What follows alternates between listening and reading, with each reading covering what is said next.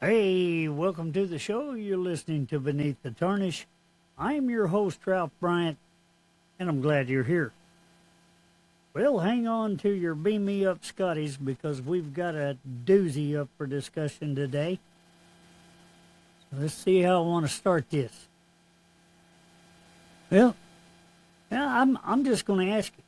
I'm just going to jump right in there and ask you outright. Do you believe in UFOs? Do you believe in aliens? Are they out there? Is there any proof of their existence? Some say there is. In fact, there's a lot of people says that there's plenty of evidence out there that prove that UFOs are real and aliens exist. Now get this. Nearly half of all Americans do believe that alien life exists. And out of that, 34% of those say that the UFO sightings are proof, all the proof that they need that they do exist. And globally, 1 in 5 people, that's 1 out of every 5 people, believe that extraterrestrial beings are already on this earth. Is that even possible? Let's say that they are here. They're already on the earth. Is it possible that they move about on a daily basis and nobody can see them? Nearly half of the population thinks so. So what do you say? Drop down there in the comments real quick. Give us a simple yes or no. Just yes you believe or no you don't. Just yes or no. I'm kind of curious to see what you'd say. And check this out. While there's about 45% of the people think that aliens have visited the earth, there's a whopping 65 to 75% believes that there's some form of intelligent life exists somewhere out there in the universe. And here in America, 1 out of every 10 people say they've seen a UFO. They know they're real.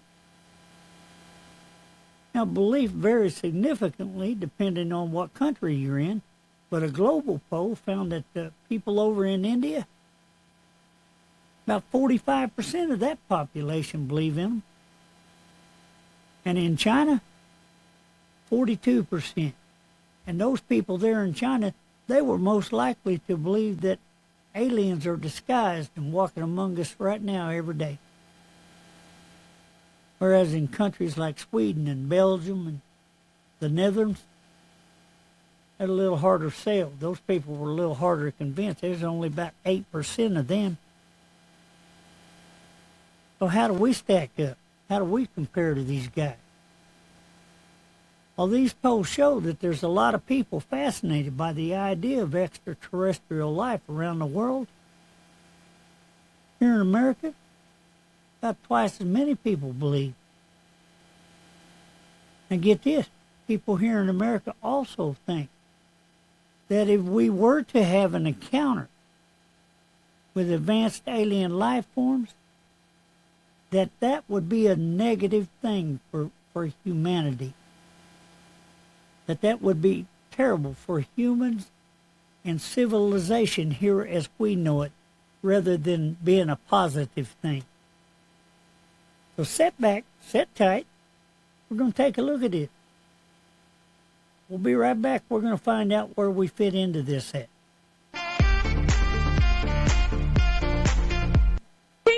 Oh, there it is, fun fact time. I like fun facts. Feel silly sometimes, but hey, they're facts. First official report, the term being used, flying saucer, was coined in 1947 by a pilot named Kenneth Arnold. He described seeing objects moving like a saucer skipping across the water. Then the Air Force comes along with their own little thing. They got a thing called Project Blue Book. The U.S. Air Force investigated 12,618 UFO sightings between 1952 and 1969. And get this, 701 of those cases still remain completely unexplained.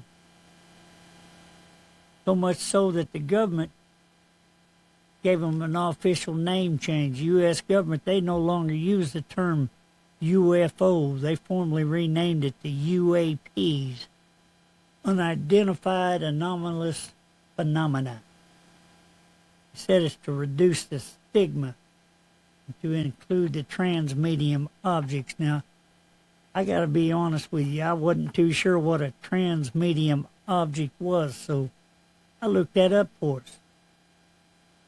A transmedium object, meaning a craft or a device capable of seamlessly traveling through multiple physical environments, such as moving effortlessly from the air down into the water, or transitioning from space into Earth's atmosphere without losing performance or structural integrity. So there you have it. Fun fact. You know the rules. Any one of those and a couple of dollars ought to get you a cup of coffee down at your local convenience store. So, hey, let's dive on in here. You know, there's a segment of people out there that's been studying and tracking UFO sightings for many, many years. And up until recently, our federal government, has denied any such thing exists. Said they wasn't aware of anything like that existed. But now, with some newly released documents from the government, after receiving pressure from the Trump administration to release any information they had concerning UFOs and aliens, it wasn't highly classified, of course. It now looks like there might have been some kind of cover-up by the government. And not just a cover-up by our government, but by a cover-up by every administration up until this point. Hey, I'm going to fess up with you. I've never really personally believed in UFOs and aliens. But now if this is true, not only was I wrong, I stand to be corrected.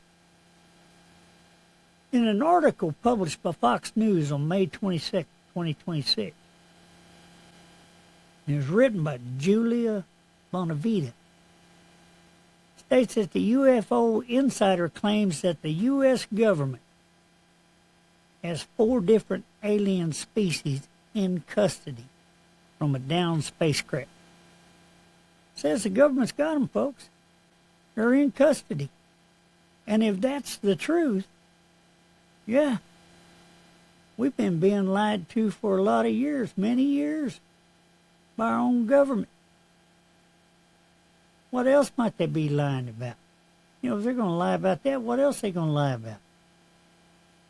In this article, according to a Dr. Hal Puthoff, a CIA-funded researcher and former Advanced Aerospace Weapons Systems Application Program Advisor, who came up with that job title, man? Anyway, this guy, this Dr. Hal Puthoff, he said while he was appearing on Steve Bartlett's podcast, a Diary of a CEO, he said that these things are so far advanced that if they don't want to be seen, we wouldn't be seeing them. That they're that far more advanced than we are. And that there's 4 different species of them.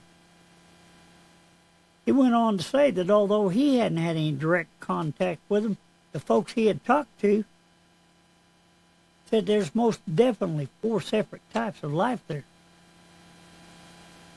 And I guess this Dr. Puthoff had a colleague, one of his colleagues named Dr. Eric Davis, and he said in a New York Post article that these 4 different types of species were Nordics, Greys, Insectoids, and Reptilians. Now, Davis said that all 4 of these were kind of similar to humans in the fact that they had 2 arms and 2 legs. Now, depending on who and which researcher you talk to, some say there's many different variations of these 4 species. Some say that there's, in some of these species, there's some amphibians, those that swim. But out of all of these, they say the Greys, the little slick guys with no hair, big eyes, these are the ones that's most depicted when we're talking about aliens in the movies and stuff. These little gray guys with the big eyes, and they're slick. Call them the Greys. And get this, I ain't making this stuff up, folks. These guys are doctors, scholars, scientists, and researchers. These people ain't just off the street. And they say that these reptilian species, they look like lizards. They've got scales and this long tail, and they often walk on 2 legs. And these insectoids, they look like praying mantis, like a big bug or something. And one of these researchers named Kent Hickenlively, who he authored a book called Catastrophic Disclosure.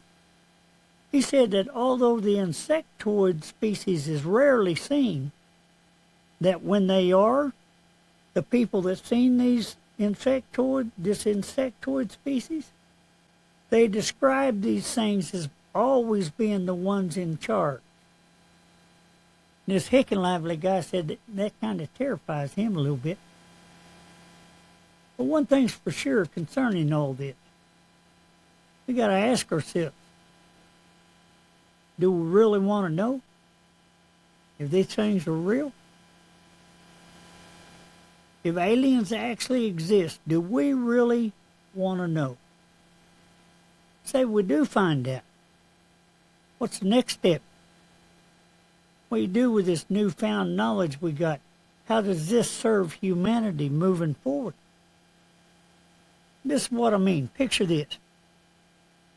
And don't laugh this off, because with this new information, if it is true, this is a very real possibility.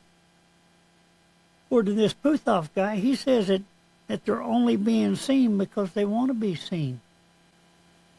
So they're getting a little braver. They're getting a little braver over time. Say you pull in your driveway at 9 o'clock at night, 9 o'clock in the evening. You get out of your car, and up steps one of these reptilians. No, wait. Let's go back. Let's use the smallest of the species. Let's go back to these little gray guys. They're little guys. They're slick. They don't have no hair on their body. Got these great big eyes. One steps up to you. What's your next move? See, this is a very real possibility if this stuff is true. I'm going to take a guess. I'm going to say that more than likely, we just freeze in fear. Not being able to respond at all. We just simply froze, stuck right there in fear. And I'm thinking if they're that much more advanced than us, the last thing we'd want to do is challenge one of them. Chances are that wouldn't end very well either. So, okay. We've heard, or we're beginning to hear, what science and the government's got to say about this. Let's bring in another very real possibility. What if it's spiritual?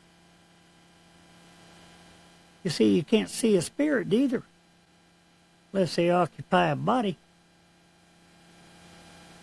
What if these spirits have actually occupied one of these little life forms, say a lizard, or an insect, or some other little something? You can't count that out, because up until now, a lot of us thought we could count out aliens too, but it's starting to look like we might not be able to. But what if this is spiritual? I mean, for those that follow and study the Bible, what if this is truly the beginning of the end, and these manifested spirits are just the beginning of what's to come? See, if we read the book of John's Revelation in the Bible, I mean, these things, there's all kinds of descriptions of demonic spirits. I mean, they're depicted as animals, serpents, locusts with human faces and hair like women, teeth like lions, and tails like scorpions. That's on the demonic end. You can read that right there in the book of Revelation, where God tells us in Hebrews chapter 13, verse 2, don't forget to entertain strangers, because many of folks have done that and didn't even realize that stranger was an angel, unaware. Now, of course, I'm paraphrasing there, but my point I'm making is that spirits are capable of taking on a life form in order to manifest itself. How do we know that's not what's going on here? Are we ready? Are you ready? You see, because if this does happen, and we do lock up in fear, that's another thing entirely. God didn't give us a spirit of fear. 2 Timothy chapter 1, verse 7 tells us that. So that would be if we lock up in fear, that's a totally different thing on its own. I can already tell you that this topic is not going to be a one-episode podcast. I mean, the information that's just now starting to be released. So over the coming months, we're going to come back and revisit this topic. Hopefully get some guests on here that has a bit more knowledge concerning these things. And because I got to tell you, I got a sense that there's a whole lot more to this story than this.